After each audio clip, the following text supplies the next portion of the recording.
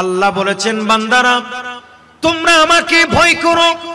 একটা জিনিস আমাদের মনে রাখতে হবে, যেই ব্যক্তি আল্লাহ তাআলাকে ভয় করে, যেই ব্যক্তি আল্লাহ তাআলাকে ভালোবাসে, যেই ব্যক্তি আল্লাহ পাক সুবহানাহু ওয়া তাআলার ভয় অন্তরে লালন করে, গোটা জমিনের মানুষ ওই বান্দাকে মুহাব্বত করে ভালোবাসে। উচ্চ আওয়াজ বলুন সুবহানাল্লাহ। ওই আগুনে সারাক্ষণ জ্বলে যার অন্তরে, এই দুনিয়ার সব কিছু তাহারে পিছে ঘুরে, তাহারে পিছে ঘুরে। একটু জোরে বলুন না সুবহানাল্লাহ। ওই আগুন সারাক্ষণ জ্বলে যার অন্তরে। ওই আগুন মানে আল্লাহ এবং রাসূলের প্রেমের আগুন, আল্লাহ এবং রাসূলের ভালোবাসার আগুন, আল্লাহ পাক সুবহানাহু ওয়া তাআলার প্রতি তাকওয়ার আগুন। যার দিলের মধ্যে জ্বলে, গোটা দুনিয়া তার পিছনে পিছনে ঘুরে। একটু জোরে বলুন না সুবহানাল্লাহ। ওই আগুনে সারাক্ষণ জ্বলে যার অন্তরে, এই দুনিয়ার সব কিছু তাহারে পিছে ঘুরে, তাহারে পিছে ঘুরে। এই দুনিয়া লুটে পড়ে, এই দুনিয়া ঝুঁকে পড়ে তাহারে কদমে। আমি সর্বক্ষণ জ্বলতে চাই নবী প্রেমের আগুনে, সর্বক্ষণ জ্বলতে চাই নবী প্রেমের আগুনে। সালাতুন ইয়া সবাই জুড়ে জুড়ে সালামুন ইয়া হাবিবাল্লাহ। দয়ালে রে, ও দয়ালে রে, দয়ালে তোমার দ্বারে আরজি জানাই এই অধমে। আমি তাকতে চাই না এই দুনিয়ার সুখের ফাগুনে, আমি সর্বক্ষণ জ্বলতে চাই নবী প্রেমের আগুনে, সর্বক্ষণ জ্বলতে চাই নবী প্রেমের আগুনে। সালাতুন ইয়া সালামুন ইয়া হাবিবাল্লাহ। এবার সকলে বলেন না মারহাবা। তাহলে আমাদেরকে এই বিষয়টা অত্যন্ত মনে রাখা জরুরি। যেই ব্যক্তি আল্লাহ তাআলাকে ভালোবাসে তাকে সারা দুনিয়ার মানুষ ভালোবাসে, আর যেই ব্যক্তি আল্লাহ তাআলার ভয় অন্তরে লালন করে সারা পৃথিবীর মানুষ তাকে ভয় করে। একটু জোরে বলুন না সুবহানাল্লাহ। এইজন্য পৃথিবীতে কোনো মানুষ তাকওয়া ছাড়া ওলি হইতে পারে না। বলেন না ঠিক নেবে ঠিক? যারা তাকওয়া নাই, যাদের ভিতরে তাকওয়া মানে কি আল্লাহর ডর নাই, যার ভিতরে আল্লাহর ভয় নাই, যার ভিতরে আল্লাহর ডর নাই, যার ভিতরে ইখলাস নাই, ওই ব্যক্তি কখনো আল্লাহর পুণ্যবান বান্দা হতে পারে না, ওই ব্যক্তি কখনো আল্লাহর নেককার বান্দা হতে পারে না, ওই ব্যক্তি কখনো আল্লাহর ওলি হতে পারে না। এজন্য আল্লাহর ওলি হবার জন্য অন্যতম শর্ত হচ্ছে দিলের ভিতরে, অন্তরের ভিতরে আল্লাহর ডর এবং ভয়, আল্লাহর তাকওয়ার দরকার। জুড়ে বলেন না সুবহানাল্লাহ। আল্লাহর ওলি হতে চাইলে আল্লাহর ডর লাগবে। কথা কোন ঠিক কিনা? বলেন আল্লাহর ডর লাগবে কিনা? আল্লাহর ডর দরকার আছে না নাই? এখন তো আমরা গরমকে ডরাই, ঠান্ডাকে ডরাই, আগুনকে ডরাই, দুনিয়ার মানুষ কি বলবে সেটাকে ডরাই, আমাকে আমার বউ কি বলবে সেটাকে ডরাই, আমাকে আমার ছেলে কি করবে সেটাকে ডরাই। কিন্তু যেই ডর, প্রকৃত ডর, যেটা আল্লাহ তাআলার ডর, যেটা আল্লাহ পাক সুবহানাহু ওয়া তাআলার ভয়, সেটা আমাদের ভেতরে নাই। কথা বলেন না ঠিক কিনা? অর্থাৎ আমরা এমন হয়ে গেছি যেটা আমাদের কোনো দরকার নাই সেটা আমাদের ভিতরে চলে আসছে, আর যেটি আমাদের অনেক দরকার সেটা আমাদের ভেতর থেকে কমপ্লিট চলে গেছে। বলেন এভাবে চললে আমরা কি ওলি হতে পারবো? বলেন হতে পারবো?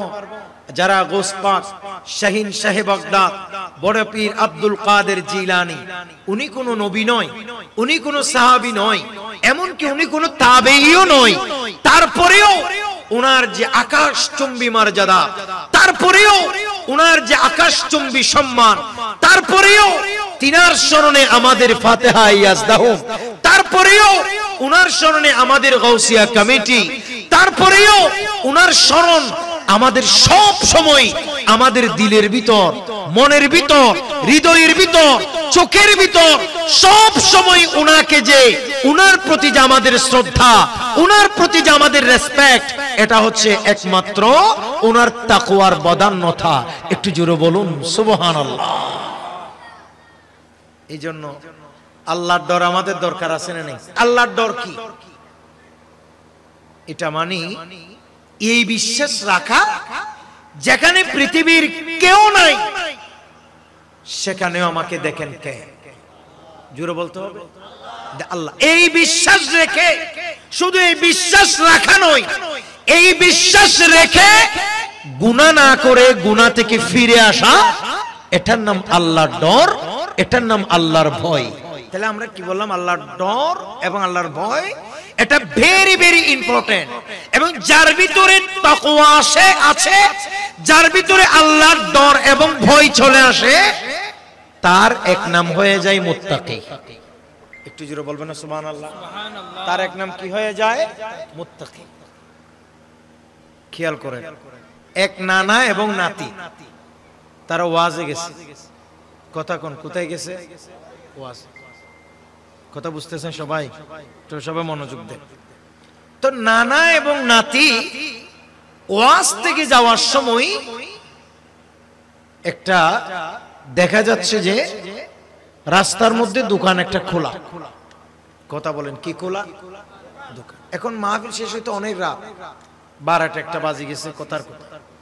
তো নানা বলতেছে, বেটা আমি এই দোকানে ঢুকি, দোকানের কাউকে দেখা যাচ্ছে না, এখান থেকে তোর নানির জন্য ভালো ভালো কিছু জিনিসপত্র দোকান থেকে নি, আর তুই এখানে পাহারা দে, কেউ দেখে বলি মনে হলে, যখন তুই দেখবি যে কেউ দেখতেছে, সাথে সাথে আমাকে ডাক দিবি, আমি তাড়াহুড়া করে বের হয়ে যাব, আমাকে কেউ যেন না দেখে। আপনারা কি আমার কথা বুঝছেন? এখন দাদা, নানা এবং নাতি এই মাহফিল শেষ করে যাবার সময় এই নানা ওই দোকানে ঢুকছে। তো ঢুকার পর যখনই তিনি দোকান থেকে পছন্দের জিনিস কেউ না দেখে মতো চুরি করবে, নিবে, সাথে সাথে নাতি চিৎকার দিচ্ছে, নানা দেখতেছে দেখতেছে দেখতেছে। নমাতের কি হর ও নানা, আরে অনরে কিরের দেখে দেখের যখন বলল, এই নানা যে কোনো উপায়ে কোন রকম জানটা নিয়ে, জিনিস নিবে দূরের কথা, জানটা নিয়ে নানা কোন রকম ফালাই বাসে দৌড়ি চলে আসছে। আসি বলতেছে, দেখতেছে ডানে বামে কোনো মানুষজন নাই। তো নাতিকে বলতেছে, বেটা তুই না এখন আমাকে বললি এখানে কেউ দেখতেছে? তখন সে বলতেছে, নানা আসলে এখানে মানুষে দেখতেছে, আমি আপনাকে সেই কথা বুঝাই নাই। তো তুই কি বুঝালি? বলে একটু আগেই তো হুজুর ওয়াজ করেছেন, পৃথিবীর কেউ যেখানে দেখে না সেখানে দেখেন কে? জোরে বলেন না, কে? আল্লাহ। আমি আপনাকে যখন বললাম নানা দেখতেছে দেখতেছে, আমি এখানে পৃথিবীর কোন মানুষকে বুঝাই নাই, আমি এখানে বুঝিয়েছি আল্লাহ দেখতেছে, আল্লাহ দেখতেছে। এই যে নাতির এ ধরনের বিশ্বাস, এটাকে বলা হয় আল্লাহর ভয়, এটাকে বলা হয় তাকওয়া। একটু জোরে বলুন না সুবহানাল্লাহ। এটা কোনো বাস্তব ঘটনা না, এটা রূপক একটি গল্প বলে। এটা আদি আমি আপনাকে বুঝাইলাম যে তাকওয়া কাকে বলে। সাইয়েদনা আব্দুল্লাহ ইবনে ওমর রাদিয়াল্লাহু তাআলা আনহু তিনি বলেন, একদিন আমরা সফরে বের হলাম। সবাই বলেন কোথায় বের হলাম? সফর। এই বর্ণনা বিভিন্ন কিতাবে এসেছে, হাদিসের কিতাব সমূহ এসেছে। বিশেষ করে ইমামে গাজ্জালি তিনি মুকাশিফাতুল কুলুবের মধ্যেও এই ঘটনা নোট করেছেন। হযরত আব্দুল্লাহ ইবনে ওমর রাদিয়াল্লাহু তাআলা আনহু তিনি বলেন, আমরা এক সফরে বের হলাম। কিছু দূর যাওয়ার পর আমাদের প্রচন্ড ক্ষুধা পেয়েছে, আমাদের স্টকের মধ্যে কোনো খাবার দাবার নেই। আপনারা কি আমার কথা বুঝতেছেন? আমাদের স্টকের মধ্যে কোনো খাবার দাবার নেই। তার মানে এগুলো আগের যুগের ব্যাপার, আজকে থেকে ১৫০০ বছর আগের কথা। কারণ সে সময় তো যেখানে সেখানে খাবার মিলতো না, তো মানুষ যেখানে যাইতো সেখানে তিনারা মানে কিছু খাবার দাবার সাথে নিয়ে যাইতো, খিদা লাগলে সেখান থেকে খাবার দাবার নিয়ে খাইতো। মাশাআল্লাহ, এখন কি এরকম খাবার কোনো অভাব আছে? আপনি যেখানেই যান ইচ্ছে মতো, আপনি শুধু টাকার দরকার, ইচ্ছে মতো যা ইচ্ছে তা খাইতে পারবেন, আসুদা মতো খাবার পাবেন। কথা বলেন ঠিক কিনা? কোনো অভাব নেই। প্রিয় ভাইরা আমার, হযরত আব্দুল্লাহ ইবনে উমর বলেন, বলে আমরা সেদিন সফরে বের হলাম, হঠাৎ করে আমাদের খাবার দাবার সব কিছু শেষ হয়ে গেছে, পেটে প্রচন্ড আমাদের ক্ষুধা। কি করব আমরা? খাবার কোথায় পাবো? আমরা চতুর্দিকে খাবারের সন্ধান করছিলাম। হঠাৎ করে দেখলাম এক নওজোয়ান, একজন ব্যক্তি হঠাৎ করে ওই যুবক সে কিছু অনেকগুলো বিরাট এক ছাগলের পাল নিয়ে সেই ছাগল চড়াচ্ছে। ওই ছাগলের রাখালকে আমি ডেকে বললাম, বেটা তোর পালের মধ্যে অনেকগুলা ছাগল আছে, তুই একটু কষ্ট করে আমাদেরকে একটা ছাগল বিক্রি কইরা দে। সে বলে, হুজুর সেখান থেকে আমি ছাগল কোনোভাবেই বিক্রি করতে পারি না, কারণ আমি ছাগলগুলোর মালিক নই, আমি হলাম ছাগলগুলোর একজন রাখাল। কথা কি বুঝছেন? বলে আমি কোন ছাগলগুলোর কি নয়, মালিক নয়। তো তুমি কে? বলে আমি হলাম এই ছাগলগুলোর মাত্র মানে পাহারাদার, বা আমি হলাম রাখাল। আগে তো এরকম রাখাল টাকাল রাখতো। আপনারা দেখবেন যে অনেক প্রসিদ্ধ মুরব্বী মানুষ যারা আগে প্রাচীন কালের ধনী মানুষ যারা আছে, শহর অঞ্চলীয় যারা আছে, তাদের মধ্যে অনেক আছে যারা গরু ছাগল লালন পালন করত, আর গরু ছাগলের পাহারা দেওয়ার জন্য রাখাল রাখতো করে। কথা বলেন ঠিক কিনা? এটা আমাদের দেশে এখন বলা যেতে পারে যে প্রায় বিলুপ্তির পথে, আর আরব কান্ট্রি সমূহে এখনো সেটা লক্ষ্য করা যায়। অনেক মানুষ বাংলাদেশ থেকে বা পৃথিবীর বিভিন্ন রাষ্ট্র থেকে সেখানে গিয়ে কেউ উটের রাখাল হয়, উট চড়ায়, কেউ ছাগলের রাখাল হয়, ছাগল চড়ায়, আর কেউ গরু কিংবা এরকম ইত্যাদি মানে ভেড়া দুম্বার এরকম রাখাল হয় বিভিন্ন রাষ্ট্রে। এগুলো একসময় আমাদের দেশেও ছিল। প্রিয় ভাইয়ের আমার, হযরত আব্দুল্লাহ ইবনে উমর বললেন, এই বেটা যুবক, তুমি আমাদেরকে শুধুমাত্র দুগ্ধ পাই একটি ছাগল আমাদেরকে বিক্রি কইরা দাও, যার থেকে আমরা দুধ দোহন করে করে খাবো, পান করব। তখন ওই রাখাল বলে, এই ছাগলের পাল থেকে একটি ছাগলও আমি আপনাকে কোনোভাবে দিতে পারি না, কারণ এই ছাগলগুলোর মালিক আমি নই, আমার একজন মুনিব আছে, আমার একজন মালিক আছে, আমি হলাম সিরিফ একজন পাহারাদার, আমি হলাম একজন রাখাল। হযরত আব্দুল্লাহ ইবনে ওমর তাকে পরীক্ষা করছে, বেটা আমি তোকে ডাবল টাকা দিব, আমি তোকে অনেক অর্থ দিব, আর তোর অনেকগুলো ছাগল তোর মালিক জানবেই না তুই যে আমাকে একটা ছাগল দিয়ে দিয়েছিস। তখন ওই যুবক বলে, হুজুর আমার মালিক না জানলে কি হয়েছে, আসল একজন মালিক আছে, আমি যদি আপনাকে একটি ছাগল অন্যায়ভাবে বিক্রি কইরা দিও অথবা দিয়ে দিই, আমার মুনিব ঠিকই ধরতে না পারলেও আমাকে ধরতে পারে এমন একজন মুনিব আছেন, তিনি হলেন রব্বে করিম আল্লাহ।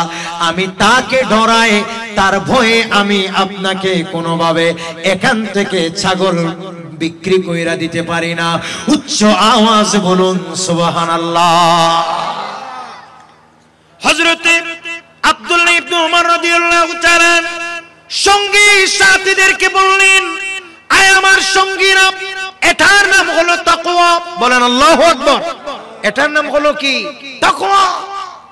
তার ভিতরে যেখানে পৃথিবীর কোনো মানুষ নাই, যেখানে তাকে কেউ ধরতে পারবে না, পৃথিবীর কোনো মানুষ সে অন্যায়ভাবে ছাগল বিক্রি করে দিয়েছে সেটার সাক্ষ্য দিবে না, কিন্তু সে চাইলে আমাকে একটি ছাগল অলরেডি বিক্রি করে দিয়েই দিতে পারত, কিন্তু সে দিচ্ছে না। কার ভয়? জোরে বলতে হবে কার ভয়? আরো জোরে বলেন কার ভয়? এটার নাম তাকওয়া। বলেন এটার নাম কি? তাকওয়া। আজ আমাদের ভিতরে এরকম তাকওয়ার বড়ই অভাব, অথচ আল্লাহ পাক সুবহানাহু ওয়া তাআলা কোরআনুল কারীমে বলেছেন আল্লাযীনা আমানু ওয়া কানু ইয়াত্তাকুন, বলে তারাই আল্লাহর ওলি হতে পারবে যাদের ভিতর ঈমানও আছে, যাদের ভিতর তাকওয়াও আছে। একটু জোরে বলুন সুবহানাল্লাহ। এটা সূরা ইউনূসের 63 নম্বর আয়াত। আমাদের অনেক ভাইরা আজ আল্লাহর আউলিয়া ইকরামের জীবনী শুনতে বড্ড ভালোবাসে। আমাদের অনেক ভাইরা আল্লাহর আউলিয়া ইকরামের বিস্ময়কর কারামত শুনতে অনেক ভালোবাসে, কিন্তু আপনাকে মনে রাখতে হবে এই ওলি যারা হয়েছে, কারামত ওয়ালা যারা হয়েছে, তারা ঈমানের পরিচর্যা করে এবং তাকওয়ার বারবার তাকওয়ার লেভেল সুউচ্চ করে আল্লাহর ওলিতে রূপান্তরিত হয়েছে। কথা বলেন ঠিক কিনা? কেউ গুম যায় যে ওলি হয়নি, বলেন না ঠিক নেবে ঠিক? এই জন্য যারা এত কষ্ট করছে তাদের জন্য আমরা পাগল। আজ হুজুর গৌস পাক শাহী শাহে বাগদাদ এখান থেকে কত দূর, বলেন না ঠিক নেবে ঠিক? सुन लो ए पीरों के पीर गौसुल आज़म दस्तगीर, सुन लो ए पीरों के पीर गौसुल आज़म दस्तगीर, बदलो मेरे भी तकदीर, बदलो मेरे भी तकदीर, गौसुल आज़म दस्तगीर, सुन लो ए पीरों के पीर गौसुल आज़म दस्तगीर। अस्सलाम अंबिया अस्सलाम बादशाह, সকলে বলেন না মারহাবা। আমার গৌস পাক শাহী শাহে বাগদাদ, বাংলাদেশ ওনার কি গড়বাড়ি আছে না মাথায়? কথা বলেন না। গৌস পাক আব্দুল কাদের জিলানীর গড়বাড়ি কি এখানে আশেপাশে আপনাদের কোথাও এখানে আছে? কিন্তু এখানে ওনার জন্য মানুষ পাগল দিওয়ানা, বলেন না সকলে বলেন না মারহাবা। যে তিনি কি আজ থেকে মাত্র 210 বছর আগের মানুষ, প্রায় 1000 বছর আগের মানুষ, সকলে বলেন না মারহাবা। এখনো পর্যন্ত গৌস পাক আব্দুল কাদের জিলানীর জন্য এখনো পর্যন্ত পাগল দিওয়ানা, বলেন না ঠিক নেবে ঠিক? হুজুর কেবলা গৌসে জামান তৈয়ব শাহ রহমাতুল্লাহ আলাইহি, হুজুর কেবলা হাফেজ কারি তৈয়ব শাহ রহমাতুল্লাহ আলাইহি, তিনি যখন সংগঠন করছিলেন আমাদের জন্য, সেই সংগঠনের নাম নিজের নামে না দিয়ে তিনি একজন প্রখ্যাত ওলি, তিনিও গৌসে জামান ছিলেন, জামানার গৌস ছিলেন, তিনিও মুজাদ্দিদে জামান ছিলেন, জামানার মুজাদ্দিদ ছিলেন। এরপরেও হুজুর কেবলা সৈয়দ মুহাম্মদ তৈয়ব শাহ রহমাতুল্লাহ আলাইহি নিজের নামে সংগঠন না দিয়ে তিনিও নামকরণ করেছেন গৌস পাক শাহী শাহে বাগদাদের নামে গৌসিয়া কমিটি বাংলাদেশ। সকলে বলেন না মারহাবা। কেন? আজ তিনাদের জন্য সারা দুনিয়ার মানুষ পাগল। এটার কারণ হচ্ছে তিনার ভিতরে তাকওয়ার লেভেল, ঈমানের লেভেল এত বেশি সুউচ্চ ছিল, যার তাকওয়া এবং ঈমানের লেভেল অনেক উপরে উঠে যায়, ওই ব্যক্তিকে আল্লাহ তাআলা ভেলায়েতের মহান নিয়ামত দান করে তাদেরকে ওলি বানিয়ে দেয়। একটু জোরে বলুন না সুবহানাল্লাহ। কিন্তু আজ সেটি তো আমাদের ভিতরে নাই। আমাদের চলাফেরা, আমাদের উঠা বসা এমন মনে হয় যে যেন ফুলসিরাত এই মুহূর্তে পার হয়ে গেছে না মাথায়, ঠিক নেবে ঠিক? আমাদের কোনো চিন্তা ভাবনা নাই যে আমি পরকালটা কিভাবে পাড়ি দেব, কবরে গেলে আল্লাহকে কিভাবে জবাব দেব, হাসরের ময়দানে আল্লাহর সামনে কিভাবে আমি জবাব দেব। এই চিন্তা, এই ভাবনা, এই চিন্তা চেতনা কোন নারী পুরুষে আমাদের ভিতরে আজকাল লক্ষ্য করা যায় না। বলেন না ঠিক নেবে ঠিক? কেন? অথচ যারা আল্লাহর ওলি, গৌস, কুতুব, আবদাল, তাদের জীবনী দেখলে বড় বিস্মিত হতে হয়। তারা কত উচ্চ মাপের, সুউচ্চ মাপের, তারা মানে তাকওয়ার লেভেল উপরে উঠাতে উঠাতে তারা আল্লাহর ওলিতে রূপান্তরিত হয়েছে। একটু জোরে বলুন না সুবহানাল্লাহ। এমন কি তাদের মর্যাদা এবং পজিশন এমন হয়ে গেছে, মানুষ তাদেরকে দেখলেই দুনিয়াদারের কথা ভুলে আল্লাহর কথা মনে পড়ে যায়। সুবহানাল্লাহ বলবেন আপনারা? তা আল্লাহর ওলি তো তারাই। আমার নবী বলেন ইযা রুউ যুকিরাল্লাহ, বলে তারাই তো ওলি, তারাই তো তোমাদের মধ্যে শ্রেষ্ঠ। কারা? বলে যাদেরকে দেখলে তোমার দিলের মধ্যে আল্লাহর কথা স্মরণ হয়ে যায়, যাদের কথা মনে পড়লে, যাদেরকে দেখলে, যাদের নাম শুনলে আল্লাহর কথা স্মরণ হয়, তারাই তোমাদের মধ্যে শ্রেষ্ঠ, তারাই তোমাদের মধ্যে ওলি। একটু জোরে বলুন। এজন্য আমাদেরকে ওলি হতে হবে, আমাদেরকে ওলি হবার প্রচেষ্টা করতে হবে। কিভাবে আল্লাহর বান্দাগণ, আল্লাহ তাআলার বান্দাগণ কিভাবে তাকওয়া অর্জন করেছে আপনারা শুনলে আশ্চর্য হবেন। ইমামে গাজ্জালী মুকাশিফাতুল কুলুবে নোট করছেন যে হযরতে ইব্রাহিম খলিলুল্লাহ আলাইহিস সালাতু ওয়াস সালাম, অনেক নবী আম্বিয়াগণ এসেছেন বিশুদ্ধ অনেক বর্ণনা অনুযায়ী, কোন কোন বর্ণনা অনুযায়ী আল্লাহ তাআলার 1,24,000 নবী আম্বিয়া এই জমিনে তাশরীফ এনেছেন। সেখানের মধ্যে একজন প্রসিদ্ধ নবীর নাম, একজন প্রসিদ্ধ আল্লাহ পাক সুবহানাহু ওয়া তাআলার পয়গম্বরের নাম হলো আল্লাহর নবী ইব্রাহিম খলিলুল্লাহ আলাইহিস সালাম। একটু জোরে বলুন না সুবহানাল্লাহ। আমি কোন নবী বললাম? ইব্রাহিম নবী। জোরে বলেন কোন নবী? ইব্রাহিম।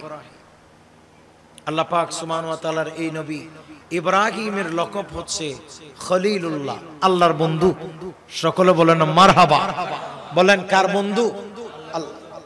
কিন্তু এই আল্লাহর বন্ধু হবার পরেও আমাদের মতো বেখিয়ালি তিনাদের জীবন ছিল না, আমাদের মতো এরকম চিন্তা চেতনাহীন জীবন তিনাদের ছিল না। আল্লাহর নবী সাইয়্যিদুনা ইব্রাহিম খলিলুল্লাহ আলাইহিস সালাতু ওয়াস সালাম মাঝে মাঝে যখনই আল্লাহর ভয়ের কথা, পরকালে আল্লাহর সামনে দাঁড়াইতে হবে, এই কথা যখনই মনে পড়তো, আল্লাহর নবী ইব্রাহিম খলিলুল্লাহ আলাইহিস সালাতু ওয়াস সালাম মুহূর্তের মধ্যে বেহুশ হয়ে যাইতেন। একটু জোরে বলুন।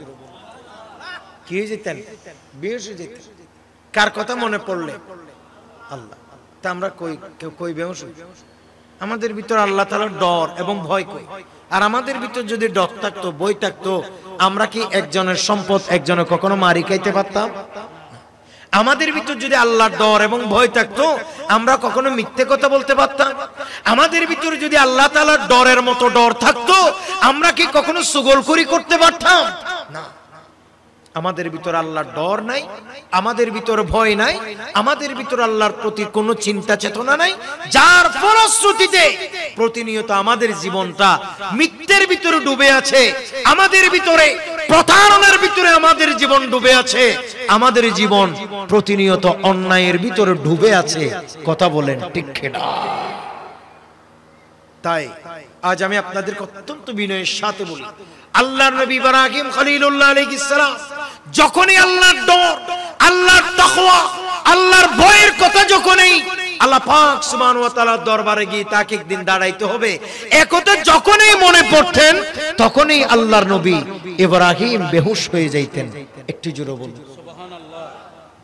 প্রিয় ভাইরা আমার, একদিন আল্লাহ পাক সুবহানাহু ওয়া তাআলার ফেরেশতা হযরত জিবরাইল আলাইহিস সালাতু ওয়াস সালাম এই দৃশ্য দেখে আল্লাহর নবী ইব্রাহিম খলিলুল্লাহ আলাইহিস সালাতু ওয়াস সালামের কাছে আসলেন।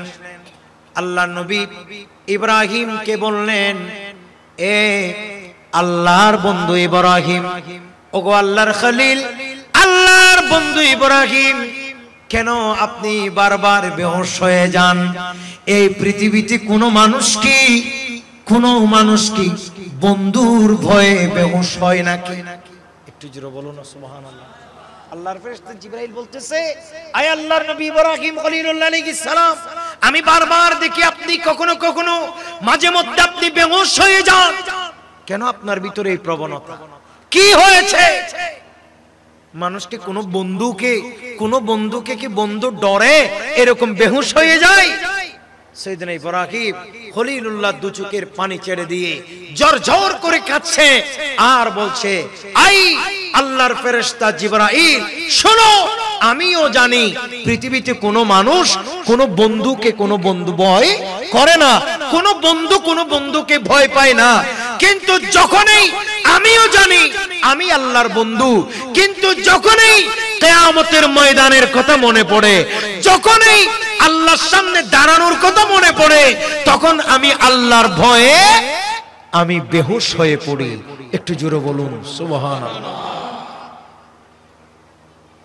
প্রিয় ভাইরা আমার, আল্লাহ পাক সুবহানাহু ওয়া তাআলা কুরআনুল কারীমে বলেছেন, আউযু বিল্লাহি মিনাশ শাইতানির রাজীম ওয়ালিমান খাফা মাকাম রাব্বিহি জান্নাতান। একটু জোরে বলুন না সুবহানাল্লাহ। আল্লাহ পাক সুবহানাহু ওয়া তাআলা বলছেন, যারা কিয়ামতের দিনকে ভয় করে, যারা হাসরের ময়দানে আল্লাহর সামনে দাঁড়াইতে হবে, এই সময়টাকে যেই ব্যক্তি ভয় করে, আমার আল্লাহ পাক সুবহানাহু ওয়া তাআলা বলেছেন, বলে ওই ব্যক্তির জন্য আমি আল্লাহ স্পেশালি দুইটি জান্নাতের ব্যবস্থা করে রেখেছি। জোরে বলেন, ভয় করতে হবে কাকে? জোরে বলেন কাকে? আজকে থেকে মনে মনে এটা এই বইটা মনের মধ্যে জায়গা দেয়, তাহলে একটা কাজ দেবে, ফায়দা দেবে। কিন্তু আজকাল আমাদের ভিতরে আল্লাহর ডর, আল্লাহর ভয়, আল্লাহর তাকওয়া আমাদের ভিতরে নাই। আল্লাহ পাক সুবহানাহু ওয়া তাআলা বলছেন, বলে হাসরের ময়দানে আমি আল্লাহর সামনে দাঁড়াইতে হবে, শুধু এই সময়টাকে যেই ব্যক্তি ভয় পাবে, এই সময়টাকে হাসরের ময়দানকে যেই ব্যক্তি ভয় পাবে, আমি আল্লাহ তার জন্য দুইটি জান্নাতের ব্যবস্থা করছি। সুবহানাল্লাহ, সুবহানাল্লাহ। আরো জোরে বলতে হবে, বলেন আল্লাহকে কিয়ামতের ময়দানে আল্লাহর সামনে দাঁড়াইতে হবে, এই সময়টাকে, এই মুহূর্তটাকে যেই ব্যক্তির ভয় পাবে, ডরাবে, তার জন্য কয়টি জান্নাত? জোরে বলতে হবে, কয়টি? দুইটি। এটা কে বলেছেন? আল্লাহ। আল্লাহর কথায় কি কোনো ভুলটুল আছে? নাউজুবিল্লাহ। কাজেই এটা আমাদের বিশ্বাস করতে হবে।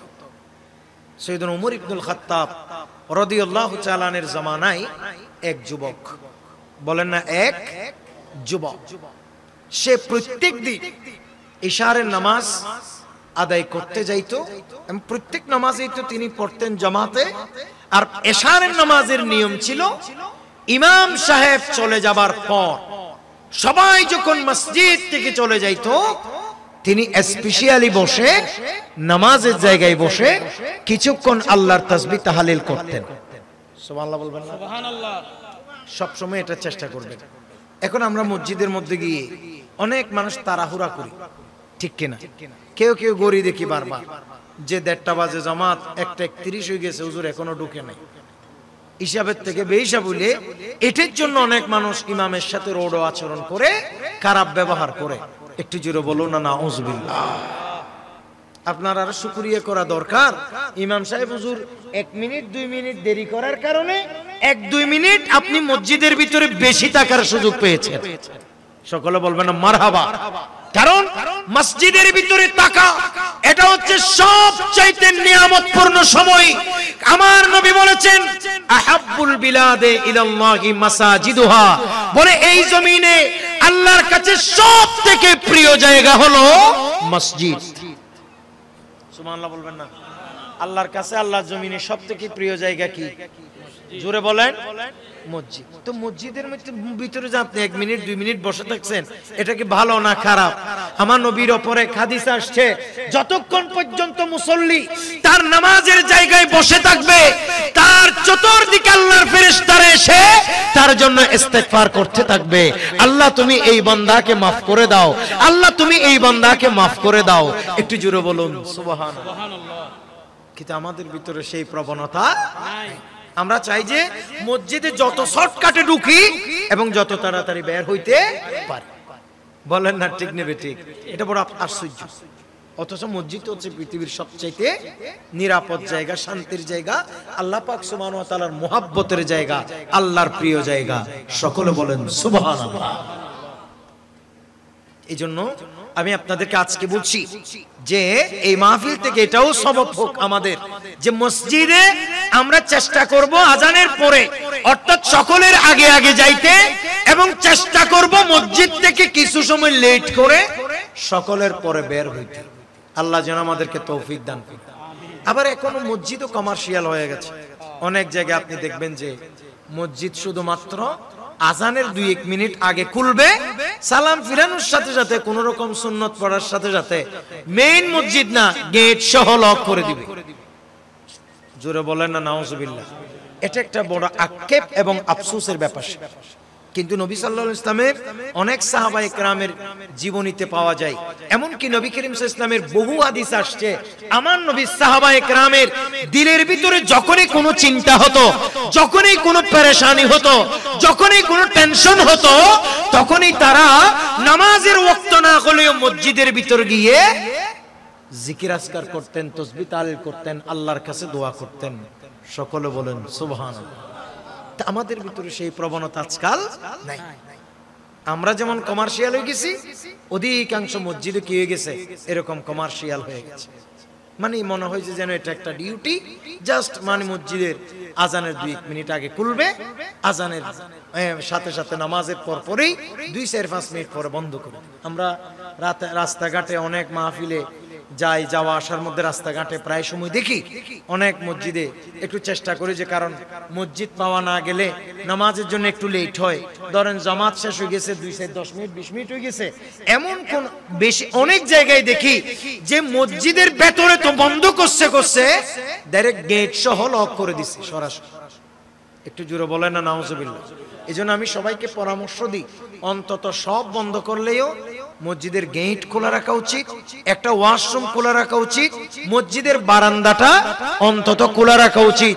কারণ গভীর রাতে অনেক মানুষ মনের কষ্টগুলো আল্লাহকে নীরব নিবৃত্তে বুঝাতে চায়, ঘরে পরিবেশ না পাইলে মসজিদে চলে আসতে চায়। এরকম শত মানুষের ভিতরে একজন হলেও থাকতে পারে। কথা বলেন ঠিক কিনা? কিন্তু সেই পরিবেশ আমরা যদি করে না দিই, বান্দা কোথায় যাবে?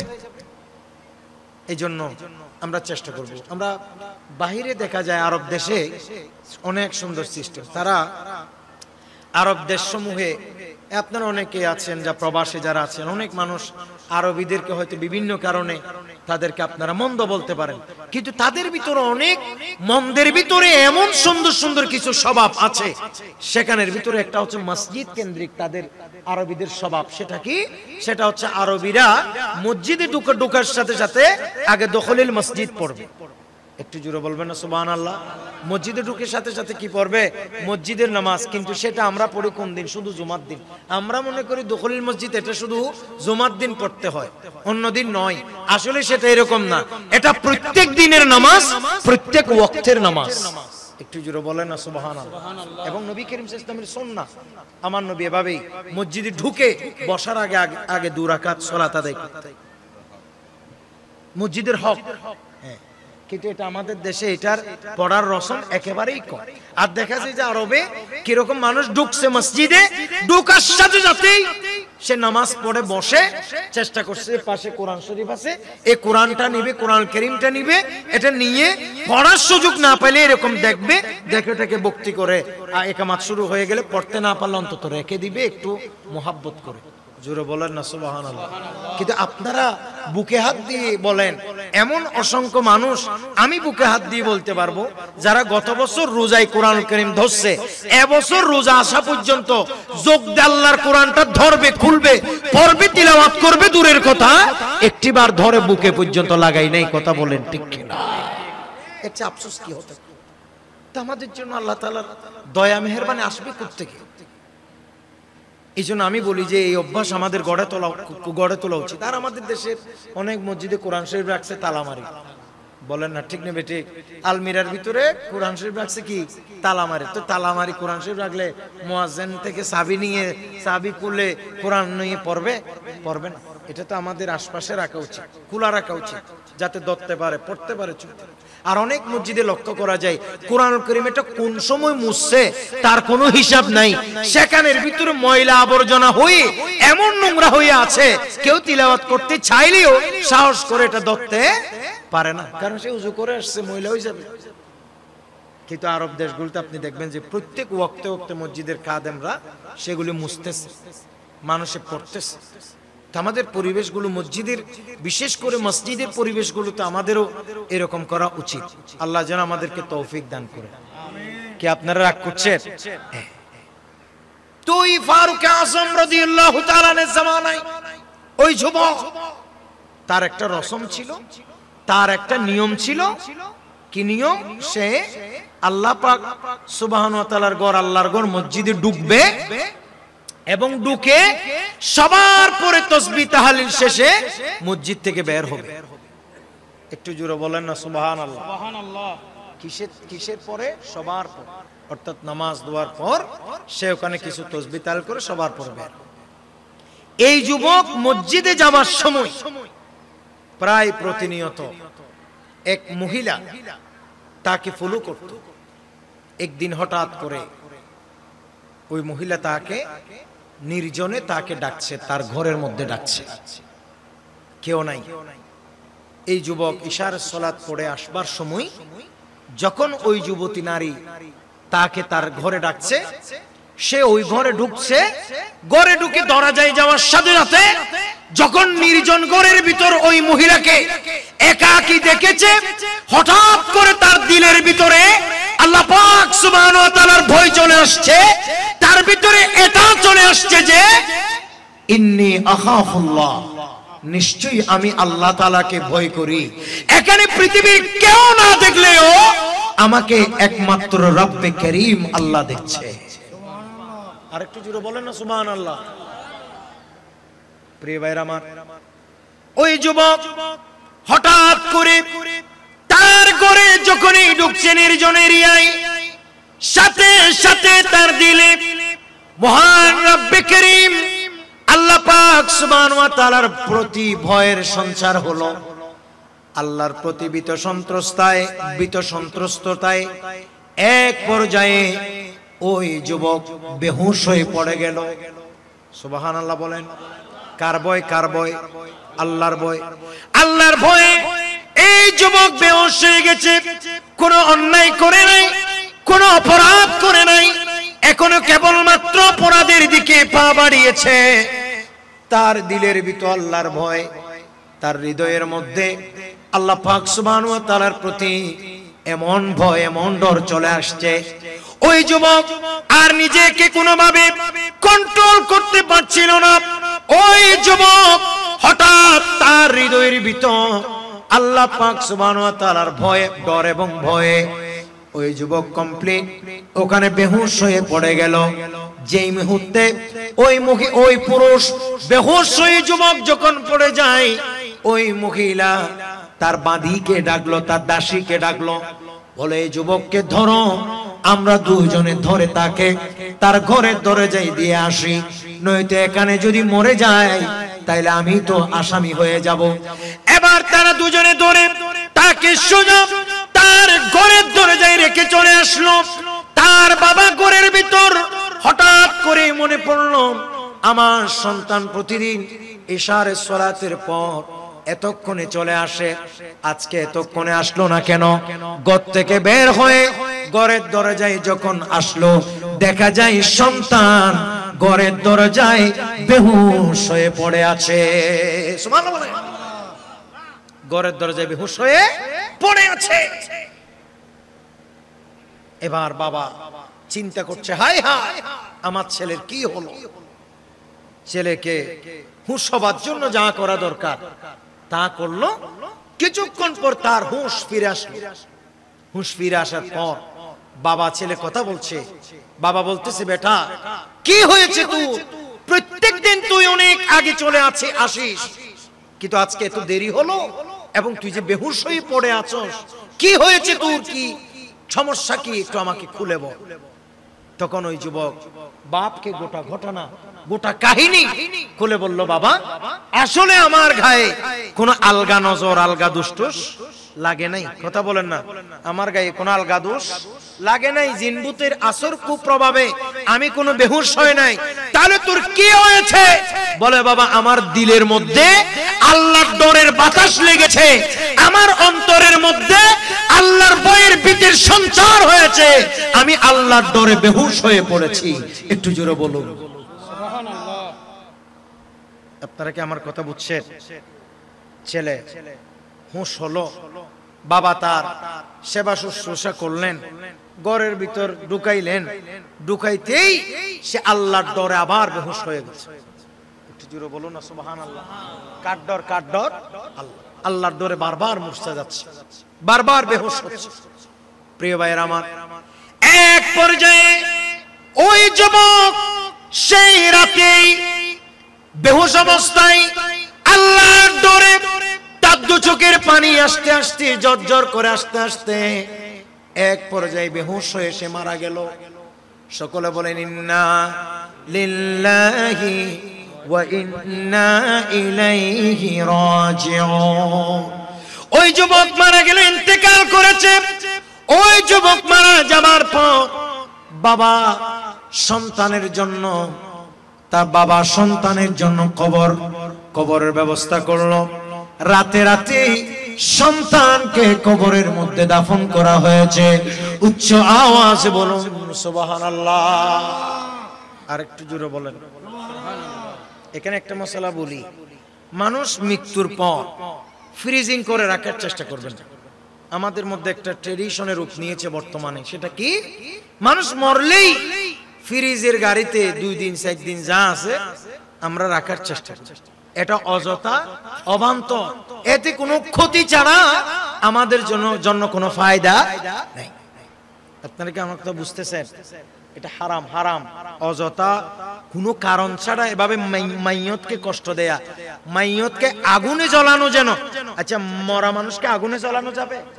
নামাতে যাইব না। কিয়া মাইয়তের জন্য এটা কষ্ট নামাতে, ঠিক নেবে? ঠিক। মরা মানুষকে আগুনে জ্বলাইলে আগুনের তাপ তার শরীরে লাগলে তার কষ্ট হবে না সুখ হবে? কথা বলেন।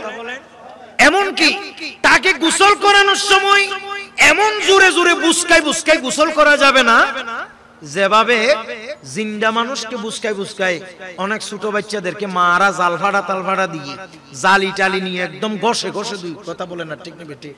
কাছেরা উঠে যাবার জন্য মাইয়তকে কি এরকম ঘষে মাঝে ধোয়া যাবে? কিভাবে ধুইতে হবে বলেন? কিভাবে? আস্তে আস্তে। কিভাবে ধুইতে হবে এটা মনে আপনারা জানেন না। আমাদের গৌসিয়া কমিটির ভাইরা এখানে বিভিন্ন জায়গায় আমাদের তরবিয়তে নেশাব হয়, বিভিন্ন মসজিদে হয়, হয়তো আপনাদের মসজিদে হতে পারে। সেখানে মাসালাগুলো তো আপনাদের বলে, এবং আমাদের গৌসিয়া কমিটির টিম আছে, এটা দেখবেন যে তারা কত সুন্দর করে গোসল দেয়। সকলে বলেন না মারহাবা। আচ্ছা, মাইয়তকে আগুনে পোড়াইলে বলেন তার কি ভালো হবে না কষ্ট হবে? জোরে বলেন কি হবে? এই পেছনের ভাইয়ের আপনারা বলেন কি হবে? কষ্ট হবে। ঠিক সেভাবে মাইয়তকে গোসল দেওয়ার সময় যদি প্রচন্ড গরম পানি দেয়া হয়, সেই গরমের প্রখরতা তার দেহের মধ্যে লাগলে সেটা তার জন্য সুখ হবে না দুঃখ হবে? দুঃখ হবে, কষ্ট হবে। ঠিক সেভাবে মাইয়তকে যদি একেবারে জিন্দা মানুষের মতো উল্টাই পাল্টাই এভাবে শক্ত করে মালিশ টালিশ করে গোসল করালে এটা তার জন্য কি সুখ হবে না কষ্ট হবে? কষ্ট। এগুলো সব বুঝেন। একদম ঠান্ডা বরফের ভিতরে ফ্রিজিং করে রাখি ইলিশ মাছের মতো শক্ত করে ফেললে এটা কি মাইয়তের জন্য সুখ হবে? তা কি বুঝে আপনারা ফ্রিজিং করেন? এটা মাইয়তের জন্য কষ্টের কারণ। বলেন, এটা মাইয়তের জন্য কষ্টের কারণ। জিন্দা মানুষকে কষ্ট যে দেয়া যেভাবে ইসলামের মধ্যে হারাম করা হয়েছে, মরা মানুষকেও কষ্ট দেয়া ইসলামের মধ্যে কি হারাম? বলেন না, মরা মানুষকে কষ্ট দেয়া হারাম। পৃথিবীর কোন আলেম দেখাইতে পারবে না যে অযথা অবান্তর ফ্রিজের মধ্যে রাখলে কোনো ফায়দা নাই, কোনো ফায়দা আছে, এটা কেউ দেখাইতে পারবে না। বরং এরকম অযথা অবান্তর কোনো কারণ ছাড়া ফ্রিজিং করে লাশকে দিনের পর দিন রেখে দেওয়ার ভিতরে মাইয়তের জন্য কষ্ট ছাড়া এখানে মাইয়তের কোনো সুখ নাই। আমাকে অনেক জনে বলে, হুজুর আমার বাপ মারা গেছে, 3 ভাই, আমাদের 2 ভাই বিদেশে আছে, আমি একজন, তো কি বলে এরা আসতে 2 দিন সময় রাখবো, আমরা 2 দিন ফ্রিজের মধ্যে রাখতে চাই, রাখতে পারবো কিনা? তা আমি অনেককে প্রশ্ন করছি, আচ্ছা মনে করেন 2 দিন পর আপনার ভাই আসলো, আপনার বাপকে দেখলো, তো দেখার পর আপনার বাপকে দেখি এসে সালাম দিল, কালাম দিল, বা আসছে বললো আব্বা আমি আসছি বিদেশ থেকে, আপনার বাপ কি জিন্দা হবে? তো বলতেছে না হুজুর জিন্দা তো হবে। তো জিন্দা নইলে কিল্লে রেখে দেবো, বরিদ হবে শহরে। কথা বলে না, ঠিক নেবে ঠিক? কারণ মাইয়ত যদি ইমানদার হলে তাহলে তার জন্য জান্নাতের নিয়ামত অপেক্ষা করছে। মৃত্যুর সাথে সাথে কবরে গেলে আল্লাহ তাকে সেই নিয়ামত দিয়ে দেবে। একটু জোরে বলেন না সুবহানাল্লাহ। তাহলে আপনি কে তার নিয়ামত বাধা দিয়ে রাখবেন? আর যদি মাইয়ত গুনাহগার হলে তার জন্য জাহান্নামের শাস্তি রেডি আছে, আপনি কে সেই জাহান্নামের শাস্তি থেকে তাকে বঞ্চিত রাখবেন? এই অধিকার দুনিয়ার পৃথিবীর কোন মানুষকে দেয়া হয় নাই। এজন্য দেখবেন যে সাহাবায়ে কেরাম রাদিয়াল্লাহু তাআলা আনহুমগণ যারা যেখানেই ইন্তেকাল করেছে তাদেরকে সেখানেই দাফন করা হয়েছে। সুবহানাল্লাহ বলেন। আপনারা জানেন, যারা মদিনা শরীফ গেছেন আপনারা দেখছেন বদর এবং মদিনা শরীফের দূরত্ব 80 কিলোমিটার মতো দূরে, কিন্তু চাইলে তো নবী পাক সাল্লাল্লাহু আলাইহি ওয়াসাল্লাম বদরের যুদ্ধে যেসব সাহাবায়ে কেরাম শাহাদাত বরণ করেছিলেন, আমার নবী চাইলে বিশেষ ব্যবস্থাপনায় বদরের যুদ্ধে যেহেতু মুসলমানের বিরাট এক বিজয়ের সঞ্চার হয়েছিল, আমার নবী তো চাইলে সমস্ত 14 জন সাহাবী সেখানে শাহাদাত বরণ করেছেন, তাদেরকে সবাইকে নিয়ে তো মদিনা শরীফ দাফন করতে পারত। কথা বলেন ঠিক কিনা? কিন্তু তাই কি করেছেন? না, বরঞ্চ যেখানে ইন্তেকাল করছেন আমার নবী মাইয়তের কষ্ট হবে বিদায় সেখানে দাফনের ব্যবস্থা করেছেন। আরো জোরে বলেন। তো বদরের যুদ্ধ কেন? উহুদের ময়দান মসজিদে নববীর বারান্দা থেকে স্পষ্ট দেখা যায়। এরপরেও চাইলে তো নবী পাক সাল্লাল্লাহু আলাইহি ওয়াসাল্লাম 1 কিলো 2-3 কিলোর ভিতরে এই জায়গা, চাইলে তো নবী পাক সাল্লাল্লাহু আলাইহি ওয়াসাল্লাম সেখান থেকে এনে তাদেরকে এই জান্নাতুল বকিতে দাফন করতে পারত। তাই কি করেছেন? না, বরং সেখানেই তিনাদেরকে দাফন করেছেন। কারণ আনানিয়ার মধ্যে এখানে মাইয়তের একটা কষ্টের কারণ হতে পারে, অযথা সময়ের বিঘ্নতা করতে পারে, সময় বিলম্ব হতে পারে। তা না করে আমার নবী শিখিয়ে দিয়েছেন মাইয়ত যখনই যেখানে দাফন হয়, যেখানেই ইন্তেকাল করে সেখানে দাফনের ব্যবস্থা করো, এবং দেরি না করে দ্রুত দাফনের ব্যবস্থা করে দাও। এটাই হচ্ছে মাদানী শিক্ষা, এটাই হচ্ছে সুন্নতে মুস্তাফা। একটু জোরে বলুন সুবহানাল্লাহ। কিন্তু এখন আমরা এটা কি করছি? আমরা মনে করছি মাইয়তটা রাখলে অনেক ফায়দা, অমুক আসবে তমুক আসবে, দরকার আছে বাস। যে অবস্থায়, এমনকি আমি সবাইকে পরামর্শ দিই, কোনো মানুষ যদি বিদেশেও মারা যায়, আত্মীয় স্বজন, আল্লাহ তাআলা সবাইকে স্ব জায়গায় মন দিলের মকসুদ অনুযায়ী আপন আপন জায়গায় ইন্তেকাল হওয়ার তৌফিক দান করুন। আমি এটা বলছি, কোন মানুষ দুর্ঘটনা বশত বিদেশে মারা গেল, আপনার কোন আত্মীয় স্বজন আল্লাহ না করুক কোন কারণ যদি মারাও যায়, ভাই এটা আমাদের করার কিছু আছে? আপনারা লাশ আনার জন্য প্রতিযোগিতা করবেন না, অনেক টাকা ব্যয় করে অযথা লাশ আনবেন না। যদি সুযোগ থাকে, সুযোগ না থাকলে সেটা ভিন্ন, সুযোগ যদি থাকে তাই সে যেখানে ইন্তেকাল করছে সেখানে দাফনের ব্যবস্থা করবেন, যদি সুযোগ থাকে। আমি কি আপনাদেরকে কথা বুঝাইতে পারছি? কারণ জিন্দা মানুষ আসার চেয়ে মরা মানুষ আসা কঠিন। বলেন না, মরা মানুষ আসা কঠিন। যারা লাশটা যারা আনতে দেখছে তারা বুঝছে কত কষ্ট, এবং তার চেহারা স্রোত কোনো কিছু বুঝাই যায় না। অনেক মানুষ বলে যে আমার ছেলের লাশ আসুক, অসুবিধা না, আমি একটু দেখবো। দেখে কি হবে? ফেসবুক ইয়াতে ভিডিও কলে দেখো, ভিডিও কলে দেখলে তো এটা আরো এই 10-15 দিন পরে দেখাচ্ছে তাজা তাজা ভিডিওতে দেখে, এটা তারও ভালো। আল্লাহ আমাদেরকে বোঝার তৌফিক দান করুন। তাহলে আমি কি বললাম, অযথা লাশ দাফনে দেরি করার কোনো সুযোগ ইসলামে নাই। আমার নবী বলেন 3টে জিনিস তোমরা দেরি করবা না। হাদিসের বিভিন্ন সূত্রে বিভিন্ন ভাবে আসছে 3 জিনিসের কথা আছে। 1 নম্বরে ওয়াক্ত হয়ে গেলে নামাজ পড়ে ফেলতে হবে। একটু জোরে বলুন না সুবহানাল্লাহ। কারণ আমাদের জন্য নামাজ ফরজ করেছেন কে? আল্লাহ। এটা কি মোতাবেক? ওয়াক্ত মোতাবেক। সুবহানাল্লাহ বলবেন আপনারা। কি মোতাবেক? কি মোতাবেক? ওয়াক্ত মোতাবেক। আমার আল্লাহ বলেন ইন্নাস সালাতা কানাত আলাল মুমিনিনা কিতাবাম মাওকুতা। একটু জোরে বলুন। আল্লাহ বলেন নিশ্চয়ই মুমিনের উপর নামাজ ফরজ করা হয়েছে ওয়াক্ত মোতাবেক। এইজন্য ওয়াক্ত হইছে, নামাজ পড়ে ফেলবেন। এ পড়বো পড়বো পড়বো বলবেন না। পড়বো পড়বো বলতে বলতে অনেক সময় নামাজ কাজা হয়ে যায়, ফৌত হয়ে যায়, ওয়াক্ত চলে যায়। এটা হারাম, এটা জায়েজ নাই অযথা নামাজকে বিলম্ব করা। তাহলে নাম্বার 1, 3টে বিষয়ে আমার নবী কি করতে নিষেধ করেছেন? দেরি করতে নিষেধ করেছেন। সেখানের মধ্যে একটি হলো নামাজ। তাহলে 1 নম্বরে হলো নামাজ। বলেন 1 নম্বরে কি? নামাজ। 2 নম্বরে নারী হোক পুরুষ হোক সর্বসাকুল্যে তাদের বিবাহের সময় হলে বিবাহের ব্যবস্থা করে দিতে হবে। একটু জোরে বলেন না সুবহানাল্লাহ। আর প্রয়োজন নিজের টাইম নতিয়া আর মাইয়া যে মাস্টার্স পাস ন করে এগুলি বলার কোনো বিধান ইসলামে নাই। বিয়ের উপযুক্ত বয়স হয়েছে, বাস সিস্টেম বুঝে দিয়ে দেবার চেষ্টা করতে হবে। নাম্বার 3 হচ্ছে কোন মাইয়ত যদি মারা গেছে, তাকে কোন মানুষ যদি মারা গেছে, ওই মাইয়তকে অযথা বিলম্ব করার কোনো সুযোগ নাই। আমার নবী বলেন তোমরা দ্রুত দাফনের ব্যবস্থা করো। একটু জোরে বলুন না সুবহানাল্লাহ। এই যুবক রাতে মারা গেছে, বলেন এই যুবক কখন মারা গেছে? রাতে।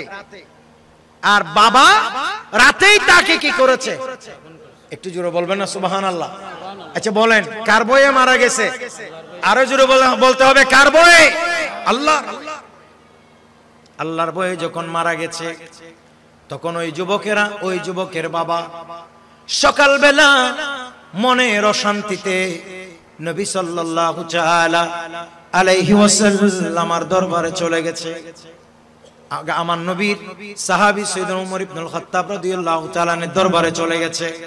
হযরত ওমর ইবনুল খাত্তাব রাদিয়াল্লাহু তাআলা বললেন, এই আল্লাহর বান্দা তুমি এত গম্ভীর কেন? বলে হুজুর গত রাত একটা বড় দুর্ঘটনা ঘটে গেল। বলে সেটা আবার কি? বলে হুজুর আমার একমাত্র সন্তান গত কালকে রাতে মারা গেছে। ওমর ইবনুল খাত্তাব বলে তোমার সন্তানের কি হয়েছে, কিভাবে মারা গেল? বলে হুজুর আসলে তেমন কোনো বিমার নয়, আমার ছেলে আল্লাহর ডরে আল্লাহর ভয়ে আমার ছেলে ভীত সন্ত্রস্ত হয়ে মারা গেছে। উচ্চ আওয়াজে বলুন সুবহানাল্লাহ। হুজুর আমার ছেলে দুনিয়াবি বাহ্যিক কোনো রোগ হয় নাই, আমার ছেলে কিসে মারা গেছে? আল্লাহর ডরে। বলেন না কার ডরে? আল্লাহর ডরে মারা গেছে। হযরত ওমর ইবনুল খাত্তাব রাদিয়াল্লাহু তাআলা বলেছেন, এই আল্লাহর বান্দা মোটেও টেনশন করিও না, তুমি পরম এক সৌভাগ্যবান, কারণ তোমার সন্তান দুনিয়ার কোনো মানুষের ডরে মারা যায় নাই। তোমার ছেলে দুনিয়ার কোন পৃথিবীর কোন রাজা বাদশার ভয়ে মারা যায় নাই। তোমার ছেলে আল্লাহর ভয়ে মারা গেছে। তোমার ভয়ে, তোমার ছেলে যখন আল্লাহর ভয়ে মারা গেছে, আল্লাহর ভয়ে যারা মারা যায় তাদের জন্য আল্লাহ 2টি জান্নাতের ব্যবস্থা করে রেখেছে। এ আল্লাহর বান্দা তুমি শুধু একটু তোমার ছেলের কবরটা আমাকে দেখাই দাও, আমি উমর ইবনুল খাত্তাব তোমার সন্তানের জিয়ারত করতে চাই। আরেকটু জোরে বলে এই হাদিস থেকে এটাও প্রমাণিত হয়, সেটা কি? নেককার বান্দাদের কবরের জিয়ারত এটা ভেরি ভেরি স্পেশাল সুন্নাহ। একটু জোরে বলুন না সুবহানাল্লাহ। এমনি তো সকল মুসলমানের জিয়ারত করা কি সুন্নত? বলেন না সকল মুসলমানের কবর জিয়ারত সুন্নত, কিন্তু নেককার বান্দাদের কবরের জিয়ারত, আল্লাহর আউলিয়া কিরামের মাজারাতের জিয়ারত এটা বরকত মণ্ডিত, আরো বরকত মণ্ডিত। একটু জোরে বলুন, আরো জোরে। কারণ নেককার বান্দাদের কবর জিয়ারত করলে নিজের ব্যাপক ফায়দা, সেখান থেকে মাইয়তের রূহানি ফয়ুজাত নসিব হয়। সকলে বলেন না মারহাবা। এজন্য মাঝে মাঝে আল্লাহর আউলিয়া কেরামের কবরে জিয়ারত করবে। আমাদের জামি আহমদিয়া সুন্নি আলিয়া, আমাদের মাদ্রাসার পাশে কত বড় বড় বুজুর্গরা এখানে শায়িত আছে। কথা বলেন না ঠিক কিনা? মুহাদ্দিস আল্লামা ফুরকান শাহ হুজুর রহমতুল্লাহ আলাইহির মাকবারা মাজার সেখানে। জামিয়ার পাশেই আমাদের পরম শ্রদ্ধেয় উস্তাদ হুজুর আল্লামা প্রিন্সিপাল জালালউদ্দিন আল কাদেরী রহমতুল্লাহ আলাইহি সেখানে মাকবারা। সেখানেই শেরে মিল্লাত আমাদের উস্তাদ পরম শ্রদ্ধেয় হুজুর আল্লামা মুফতি উবাইদুল হক নাঈমি রহমতুল্লাহ আলাইহির কবর। কথা বলেন ঠিক কিনা? এমনি ভাবে আমাদের পরম শ্রদ্ধেয় উস্তাদ হুজুর আল্লামা শাইখুল ইসলাম আমিনুল করিম বাবা হুজুর রহমতুল্লাহ আলাইহির মাকবারা এই জামিয়ার পাশে, খানকা শরীফের পাশে। কথা বলেন না ঠিক নেবে ঠিক? এরকম তো অনেক আছে, আমি সকলের নাম বলছি না। এরকম অসংখ্য ওলির মাজারাত সেখানে আছে। শুধু যে বড় বড় গম্বুজ দিলে বিরাট এরিয়া নির্ধারণ করলে যে মাজার হবে, সেখান থেকে বরকত আসবে, এমনি কবরস্থানে দাফন করছে বলে তিনের বেলায়েত ক্যান্সেল হয়ে গেছে, বরকত আসবে না, বিষয়টা এরকম নয়। কাজে উনাদেরকে সাধারণ কবরস্থানে দাফন করলেও সেখানে আমাদের জিয়ারত করা অত্যন্ত জরুরি। কারণ তিনারা প্রত্যেকেই আমাদের জানা শোনা মতে, আমাদের দেখা মতে এক একজন বড় বড় বুজুর্গ ছিলেন। একটু সকলে বলেন মারহাবা। ঠিক নেবে ঠিক? এজন্য মাঝে মধ্যে জিয়ারত করবেন। আমার নবী বলেন নাহাইতুকুম আন জিয়ারাতিল কুবুর, আমি তোমাদেরকে সঙ্গত কারণে আগে কবরে জিয়ারত নিষেধ করেছিলাম, ফাজুরুহা, এখন সেটা উড্র করে দেয়া হয়েছে, এখন তোমরা জিয়ারত করবা। ফা ইন্নাহা তুযাক্কিরুল আখিরা, কারণ জিয়ারত করলেই তোমাদের দিলে আখিরাতের কথা স্মরণ হবে। একটু জোরে বলুন না সুবহানাল্লাহ। তাহলে কবরে জিয়ারত করা দরকার আছে না নাই? কবরে জিয়ারত এটা সুন্নাত। সকলে বলেন না মারহাবা। আরো জোরে বলেন মারহাবা। আল্লাহর আউলিয়া কেরামের জিয়ারত করবেন, বুজুর্গদের দরবারে যাবেন, এটা বরকতের আমল। হ্যাঁ, কবর আমাদেরকে অনেকেই বলে মাজার পূজারি। আসলে কোন আমরা মাজার পূজারি? বলেন না, আমরা কি মাজার পূজারি না জিয়ারতকারী? সবাই বলেন মাজার পূজারি না জিয়ারতকারী? কাজে আমাদেরকে যারা কবর পূজারি বলে, আমাদেরকে যারা মাজার পূজারি বলে, মনে রাখবেন তারা চরম মিথ্যুক এবং ভয়ঙ্কর ধোঁকাবাজ। বলেন না ঠিক নেবে ঠিক? কারণ কবর পূজার সাথে, মাজার পূজার সাথে আহলে সুন্নাহ ওয়াল জামাতের কোন আলেম ওলামা কিংবা সাধারণ কোন মানুষের কোন সম্পর্ক নাই। হ্যাঁ, কবর কেন্দ্রিক, মাজার কেন্দ্রিক যে সমস্ত ভণ্ডামি সমূহ আছে, এগুলিকে আমরা কখনো লাইক করি না, এগুলিকে আমরা কখনো সাপোর্ট করি না। বলেন না ঠিক নেবে ঠিক? এসবের সাথে আমাদের কোনো সম্পর্ক। দুনিয়ার সব কানে ভালোর সাথে মন্দ আছে নাকি নাই? আছে। মসজিদ দিছে নামাজ পড়ার জন্য, ঠিক কিনা? ভালো কাজ না খারাপ কাজ, কিন্তু মসজিদের ভিতর জুতা চুরি হইতেছে নাকি নয়? তেতলা কি আমরা মসজিদ বানাই ফেলাইবেন না? সুরে না দরিবেন, ঠিক কিনা? যারা মাজার, মাজার আল্লাহর সত্যিকারের বুজুর্গদের মাকবারা, কবর, মাজার, এগুলি জিয়ারতের জায়গা। বলেন কিসের জায়গা? জিয়ারত। এখানে কিছু বন্ডতন্ড এগুলো থাকবে। বলেন না ঠিক নেবে ঠিক? বাস আপনি নিজে না করলেই হলো, আর কেউ কাউকে দেখছেন তাকে নিষেধ করলেই হলো। কাজে আপনি এরকম দুই একজনের বাহানা দিয়ে বা 2-10 জনের বাহানা দিয়ে আপনি সবাইকে সামগ্রিকভাবে সকল সুন্নিদেরকে গালি দেবার, মাজার পূজারি ডাকার কোনো সুযোগ নাই। এটা হবে অপবাদ। আর এটা মনে রাখবেন যে আল ইস্তিহজাউ বিসুন্নতি রাসূলিল্লাহি কুফরুন, এটা স্পষ্ট যে ফতোয়া হচ্ছে রাসূল করিম সাল্লাল্লাহু আলাইহি ওয়াসাল্লামের সুন্নাহকে নিয়ে যারা তুচ্ছ-তাচ্ছিল্য করে, এটা সম্পূর্ণ কুফরি। বলেন এটা সম্পূর্ণ কি কুফরি? তো জিয়ারত এটা তো প্রতিষ্ঠিত সুন্নাত, এটা নিয়ে আপনি তুচ্ছ-তাচ্ছিল্য করবার কোনো সুযোগ নাই। আল্লাহ যেন আমাদেরকে বুঝার তৌফিক দান করে। আরেকটু জোরে বলেন না আমিন। হযরত ওমর ইবনুল খাত্তাব রাদিয়াল্লাহু তাআলা ওই বান্দাকে বলে, বেটা বাবা তোমার ছেলের কবরটা আমারে দেখাই দাও। সুবহানাল্লাহ বলবেন না? কারণ তোমার ছেলে মারা গেছে কার বই? জোরে বলেন আল্লাহর বই। যে মারা যায় একই সাধারণ নাকি অসাধারণ? অসাধারণ। প্রিয় ভাইয়ের আমার, হযরত ওমর ইবনুল খাত্তাব রাদিয়াল্লাহু তাআলা ওই ছেলের বাবা সহ সরাসরি তার কবরের মধ্যে চলে গেলেন। একটু জোরে বলুন সুবহানাল্লাহ। তার কবরের মধ্যে চলে গেলেন। ওমর ইবনুল খাত্তাব রাদিয়াল্লাহু তাআলা কবরের মধ্যে গিয়ে ওই বান্দাকে ডাক দিলেন, ইয়া ফুলান ইবনে ফুলান, এই অমুকের ছেলে অমুক। আল্লাহ পাক সুবহানাহু ওয়া তাআলা কুরআনুল কারীমে বলেছেন, ওয়ালিমান খাফা মাকাম রাব্বিহি জান্নাতান, এই অমুকের ছেলে তমুক।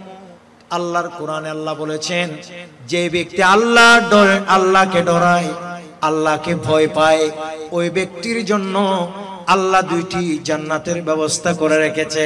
কাজেই তুমি আমাকে বলো, কবরের ভিতর তোমার সাথে আমার আল্লাহ কি আচরণ করেছে?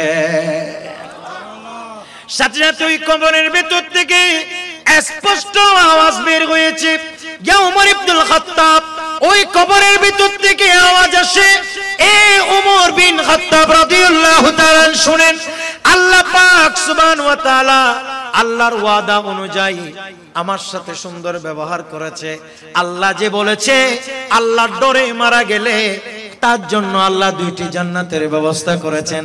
আল্লাহর কসম, মহান রব্বে করিম আল্লাহ আমি মৃত্যুর সাথে সাথে ওই দুইটি জান্নাত আমাকে বুঝিয়ে দিয়েছে। আরেকটু জোরে বলে, এখান থেকে আরেকটি মাসালা প্রমাণিত হয়, সেটা হচ্ছে আল্লাহর নেককার বান্দাগণ, সালিহিন বান্দাগণ, পুণ্যবান বান্দাগণ মৃত্যুর পরেও কবরের ভিতর জিন্দানে মরা, নামাতের জিন্দানে মরা, জিন্দা। কিন্তু এখন অনেকেই বলে নবী নাকি মরে গেছে। হ্যাঁ, আল্লাহর ওলি ইকরামকে মরা ইত্যাদি অনেক শব্দে ভূষিত করে। একটু জোরে বলেন না নাউজুবিল্লাহ। খবরদার, সাধারণ মানুষের সাথে আল্লাহর নবী দূরের কথা, ওলি গোস কুতুব আবদালকেও সামঞ্জস্য করার কোনো সুযোগ নাই। পানির মধ্যেও তো অনেক তারতম্য আছে। এই পুকুরের গুলোও পানি, এ পাশে পুকুর আপনাদের, পুকুরের গুলোও পানি, টিউবওয়েলের গুলোও পানি, বলেন না ঠিক নেবে ঠিক। আবার ওয়াসার থেকে আসে যেগুলা কি পানি, বলেন এগুলো সব পানি কি সমান? আবার দোকানে গেলে যে গ্লাস 1 টাকা করে কিনে খাইতে হয়, এটা কি মিনারেল না জেনারেল বলে? মিনারেল ওয়াটার, এটাও কি পানি? আবার একই পানি 2 গ্লাস 3 গ্লাস হয় 15 টাকা কিনে খাইতে হয়, সেটার নামও কি পানি। পানির মধ্যে শ্রেণী বিন্যাস আছে না নাই? বলেন, সব পানি কি সমান? সবগুলোর নাম পানি, কিন্তু এক এক পানির মর্যাদা এক এক রকম। ঠিক সেভাবে সবার, আমাদের সকলের নাম মানুষ, নবীগণ মানুষ, ওলিগণ মানুষ, সাহাবীগণ মানুষ, আমরাও মানুষ, কিন্তু সকল মানুষ কি সমান? জোরে বলেন না সমান। এজন্য সৈয়দ আলা হযরত আজিমুল বারাকাত ইমাম আহমদ রিদা খান ফাজলে বেরেলি রহমাতুল্লাহ আলাইহি বলেছেন, খলক সে আউলিয়া আউলিয়া সে রসুল, খলক সে আউলিয়া আউলিয়া সে রসুল, আর রসুলো সে আলা हमारा नबी सबसे औला, हमारा नबी सबसे बाला, हमारा क्या खबर कितने तारीख ले चुप गए, क्या खबर कितने तारीख ले चुप गए, पर ना डूबे ना डूबा हमारा नबी सबसे औला, हमारा नबी। सलातुन या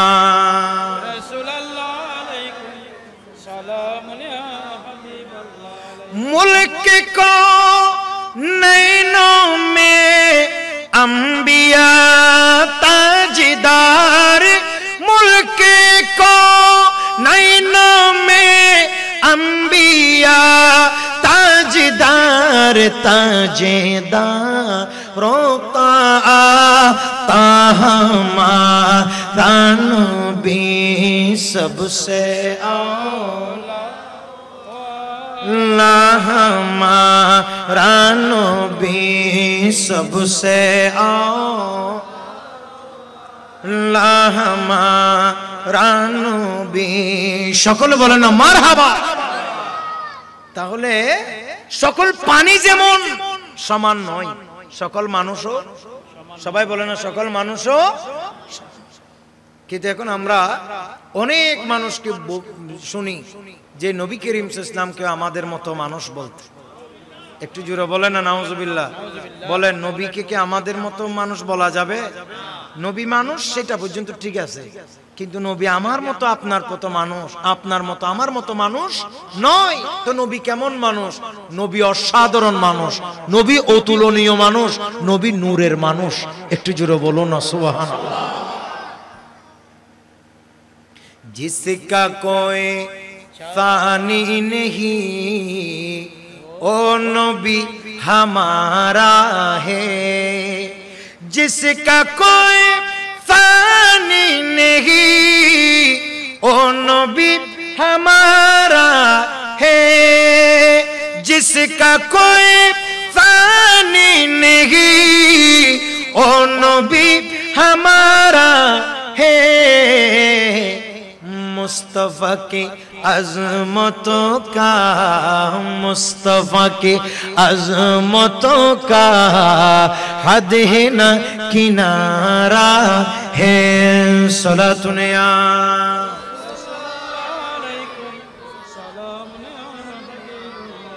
এবার সকলে বলেন মারহাবা, আরো আওয়াজ দিয়ে বলেন মারহাবা। তাহলে আমরা কি বুঝলাম? নবী আমাদের মতো সাধারণ মানুষ, বলেন না নবী আমাদের মতো নয়। তো নবী সাহাবায়ে কেরাম কি আমাদের মতো? তাদের একটা ক্লাস আছে, ঠিক নেবে ঠিক। আবার আল্লাহরও যারা আউলিয়া কেরাম তাদের একটা আলাদা শ্রেণী বিন্যাস আছে না নাই? কাজেই সবাইকে সমান বলার কোনো সুযোগ নেই। এই জন্য আল্লাহর আউলিয়া কেরাম এমন এমন কিছু নেক বান্দা আছে যে সমস্ত নেক বান্দারা মৃত্যুর পরেও কবরের ভিতরে অমর থাকে। একটু জোরে বলবেন না সুবহানাল্লাহ। এই সাম্প্রতিক এরকম অনেক ঘটনা আমরা ফেসবুকে ইউটিউবে লক্ষ্য করছি, টেলিভিশনের মধ্যে নিউজ হয়েছে। গত কিছুদিন আগে বাংলাদেশের কোন একটা জায়গায় 30 বছর না 40 বছর আগে ইন্তেকাল করছে মসজিদের এক মুয়াজ্জিন। তাকে ওই সঙ্গত কারণে, নদী ভাঙ্গনের কারণে লাশ মানে চলে যাচ্ছে, সেজন্য তার লাশ স্থানান্তরিত করবার জন্য কবর যখন খনন করা হয়েছে, দেখা গেছে যে 30-40 বছর আগে যে স্টাইলে যেভাবে দাফন করেছে এখনো পর্যন্ত সেই স্টাইলে একইভাবে ফ্রেশ ভাবে অক্ষত আছে কবরের ভিতর। একটু জোরে বলো না সুবহানাল্লাহ। আচ্ছা ইন তো এই যুগের হতা হইদায়, কিন্তু এখন আমাদের দেশে অনেকে বলে নবী আমাদের মতো মানুষ। একটু জোরে বলেন না নাউজুবিল্লাহ। অথচ নবী করিম সাল্লাল্লাহু আলাইহি ওয়াসাল্লাম জিন্দা, এতে কোনো সন্দেহ বলেন কোনো সন্দেহ? হ্যাঁ, নবী ইন্তেকাল করছেন। আমরা নবী জিন্দা মানে এটা বুঝাচ্ছি না যে নবী মরে নাই, সেটা বুঝাচ্ছি না। নবী ইন্তেকাল করেছে, কিন্তু নবীর ইন্তেকাল আর আমাদের মৃত্যুর মধ্যে কি আছে? বেশ কম। এজন্য সাধারণ মানুষের মৌতকে বলা হয় মৌতে ফানি, আর নবীগণের ইন্তেকালকে বলা হয় মৌতে আনি। তার মানে আমাদেরটা ফানি, ধ্বংসশীল, কিন্তু নবী করিম সাল্লাল্লাহু আলাইহি ওয়াসাল্লামের গণের যে ইন্তেকাল সেটা হচ্ছে সাময়িক সময়ের জন্য, এখনের জন্য, কয়েক মিনিটের জন্য। একটু জোরে বলবেন না সুবহানাল্লাহ।